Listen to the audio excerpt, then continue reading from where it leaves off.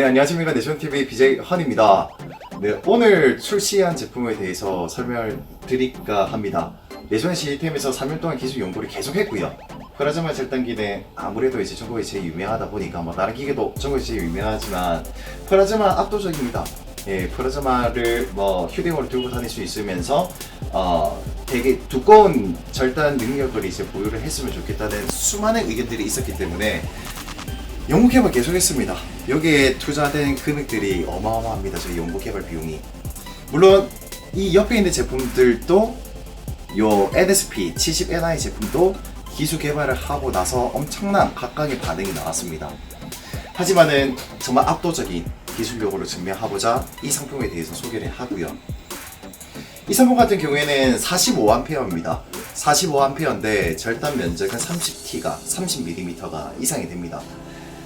그렇다 보니까 이제 이런 전기적인 효율성 대비 연구를 하게 됐을 때 아무래도 저전류가 흐르는 기준에서 이제 그 두께가 두꺼운 절단을 하기 위해서면 전자전기적인 반도체 기술도 당연히 써야 되겠지만 토치 부분도 상당히 중요하다는 거를 저희가 이제 인식을 하고 토치도 요 NSP 45 LED 제품과 적합한 45전류 전류를 작게 먹겠지만 파장률을 정말 다 잡아줍니다.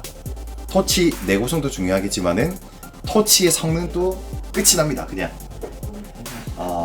이런 토치 처음 보셨을 거예요. 특수 토치다 보니까 가격이 비싼 거라고 생각하시면 안 됩니다. 저희 내수된 시스템을 구매를 하시면 그 뒤에 사후적인 관리 이런 소모성에 대한 부분도 전국에 최저가로 드리기 때문에 그거는 걱정하지 마시고요. 전부 다 이제 그냥 가볍게 만들기 위해서 엄청 세부적으로 연구를 많이 했습니다. 물론 콤프 외장형이겠지만은 내장형이랑 외장형의 차이점은 이제 제가 앞서 영상 찍었던 거에 대해서 이제 설명을 드렸고요. 콤프 내장형으로 만들면 컴프레셔가 커야 됩니다. 일반 시중에 많이 있는 것들은 컴프레셔 그 헤드가 작기 때문에 컴프레셔를 저희가 기술을 정말 중요하게 생각하는 업체로서 컴프레셔 안에 헤드가 커야 된다는 거에 대한 거는 고집을 합니다. 조금 무겁기 때문에 컴프레셔 헤드가 들어가게 됐을 때는 아무래도 이거보다 더 무겁고 더 커지겠죠. 어쩔 수 없습니다. 결과적으로 그러면 이거를 휴대용으로 들고 다니시면 예를 들어서 컴프레셔를 큰 거를 들고 다니면 또 휴대용이 약해지지 않습니까? 그렇기 때문에 유지 압력은 0.4바만 유지하면 됩니다. 기본적으로 기계에서 세팅된 게 0.4바기 때문에 컴프레셔 용량을 큰 거 회사 내부에서 쓰게 됐을 때는 컴프레셔가 아무래도 좀 크기 때문에 그냥 꽂으시면 기계 안에서 0.4를 인식을 합니다. 게이지를 굳이 안 맞춰도 됩니다. 그렇기 때문에 0.4바를 유지하는 컴프레셔라면 최고 낮은 컴프레셔 압력을 유지하는 이제 그 컴프레셔도 들고 다니시면 휴대성에 엄청 적합하겠죠. 다음으로 넘어가자면 이제 전원을 켜고 상세한 정보에 대해서 이제 말씀드릴게요. 네, 기본적으로 전원을 켰을 때 저희 NSP 브랜드가 이제 디지털에 뜨고요. 그리고 그 뜬 기준을 그 다음으로 넘어갔을 때 기계가 가동이 됩니다. 네, 기계가 가동이 됐을 때 순간적으로 팬 소리 들었을 때 팬이 되게 큰 용량을 써야 되기 때문에 팬이 소리가 조금 상대적으로 크다고 해서 절대 안 좋은 건 아닙니다. 이거에 대한 오해는 하지 마십시오. 팬 성능이 좋으니까 당연히 팬이 돌아가는 회전수에 맞춰서 어느 정도 소리가 납니다. 근데 저희 기계를 안 쓰기 때문에 지금 팬이 멈췄죠. 계속 돌아가지 않습니다. 절전 모드입니다. 사용하실 때 팬이 돌아갑니다. 일단 기본적으로 이제 전원을 켰기 때문에 순간적으로 팬이 돌았고 사용을 안 하고 있기 때문에 팬이 멈춰 있죠. 절전 모드입니다. 전기 아껴 써야 되겠죠. 물론 45A이기 때문에 기존의 전기는 작게 먹습니다. 이거는 알아주시고 좋은 게 좋은 거기 때문에 절전 모드 그 기준에 대해서는 확실하게 레벨이 다른 기계다 라고 이해를 하시면 됩니다. 토치 같은 부분은 이제 또 특수 토치인데 이제 자기 구멍이 다 있습니다. 요 토치는 문의하실 때는 무조건 내셔널 시스템을 이제 거쳐야 되고요.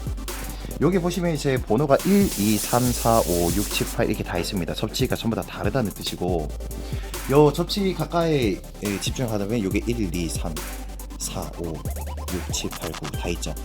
요 기준에 맞춰서 꽂으시면 됩니다. 얘는 여기 1이 있으니까 요쪽 면으로 이제 하면 되겠죠. 근데 요게 기준점 스탠다드가 있기 때문에 요쪽에 이제 맞춰서 그냥 연결하시면 됩니다. 그냥 이 정도로 섬세하게 만든 기계라는 거에 대해서 이제 그냥 이해해 주시면 되고 간단합니다.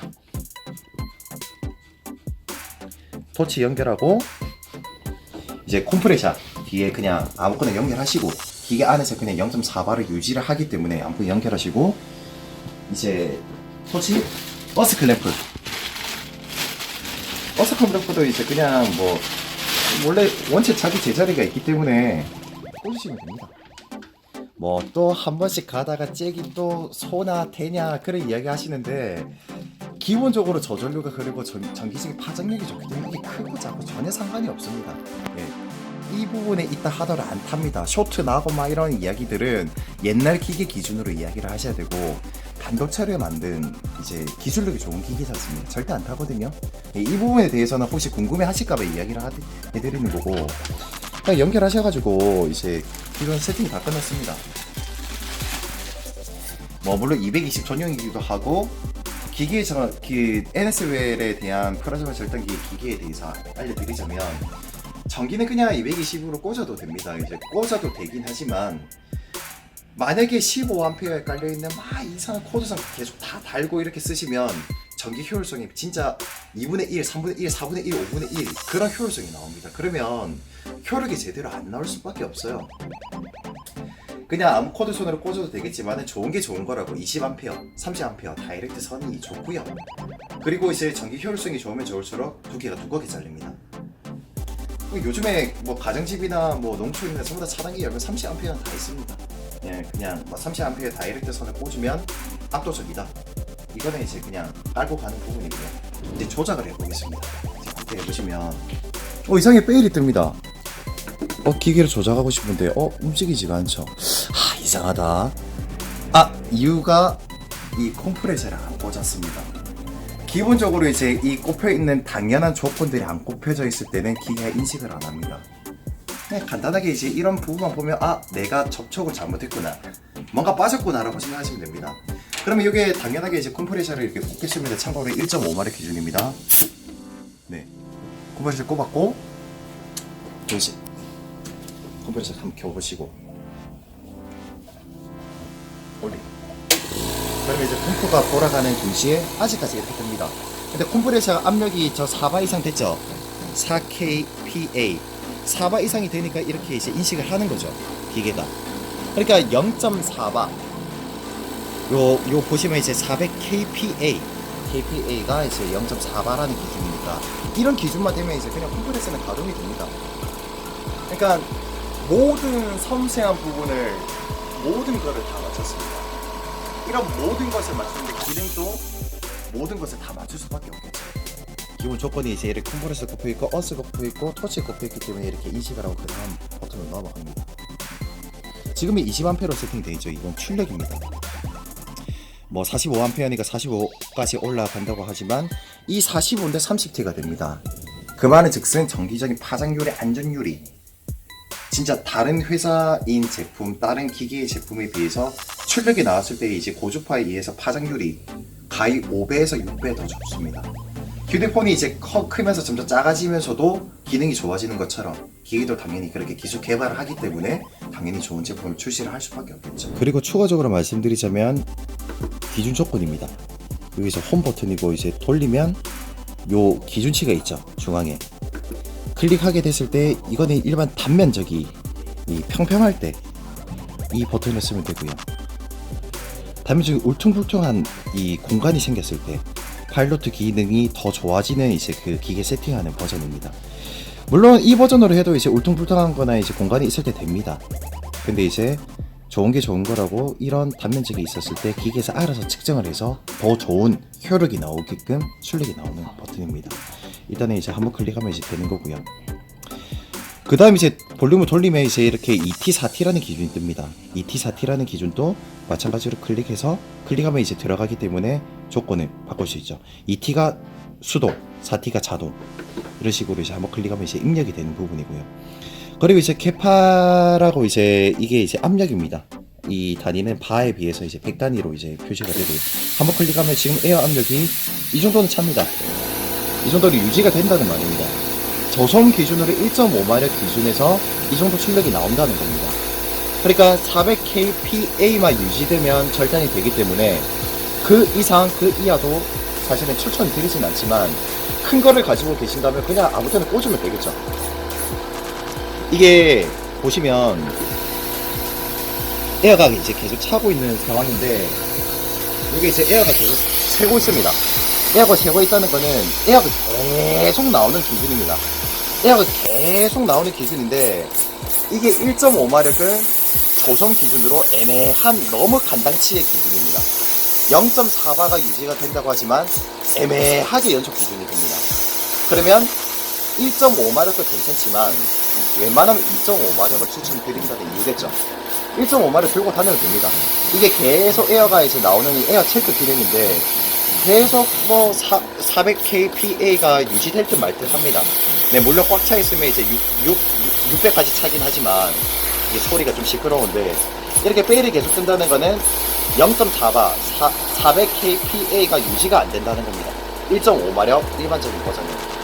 그렇기 때문에 1.5마력도 괜찮겠지만은 웬만하면 2.5마력 이상 조성 기준으로 들고 다닌다면 되고요. 이제 볼륨 넘어가겠습니다. 이게 기능이 총 3가지밖에 없습니다. 너무 간단하고요. 또다시 들어가면 이렇게 이제 압력을 조절할 수 있습니다. 네. 컴프레셔는 지금 에어가 계속 안 나갔을 때는 최대 압력이 이 정도로 찬다. 이 정도만 알고 계셔도 되고, 뭐 아까 시끄러워서 다시 추가적으로 이야기하자면 에어가 계속 나와서 에어 체크를 할 때 계속 유지가 됐을 때 400kPA가 넘나 들딱 말딱 너무 아다리가 걸립니다. 너무 기준치기 때문에 1.5마력도 하시다가 약간 이제 불안정하다고 생각하신다면 이런 이제 절단에 대해서 좀 문제가 생길 수도 있다 라고 말씀드릴 수 있는 부분입니다. 그러면 수분이 조금 차 있습니다. 이거는 컴프레서에서 나오는 이 호스를 통해서 이제 스며든 물입니다. 컴프레서 같은 경우에는 뭐 공기랑 이제 모터의 이제 그런 이제 열정 효율성이나 대비해서 어쩔 수 없이 물이 생길 수밖에 없기 때문에 컴프레서 물을 제거를 잘 안 해줬을 때는 이렇게 스며들게 됩니다. 이 스며드는 기준이 오래 사용하면 이제 계속 차겠죠. 보일 때는 그냥 눌러서 제거해 주시죠. 물을 항상 제거해 주셔야 되는 거는 잊지 마시고, 만약에 이거를 이제 제거하시는 게 좀 귀찮으시면 컴프레서를 그냥 물을 비우세요.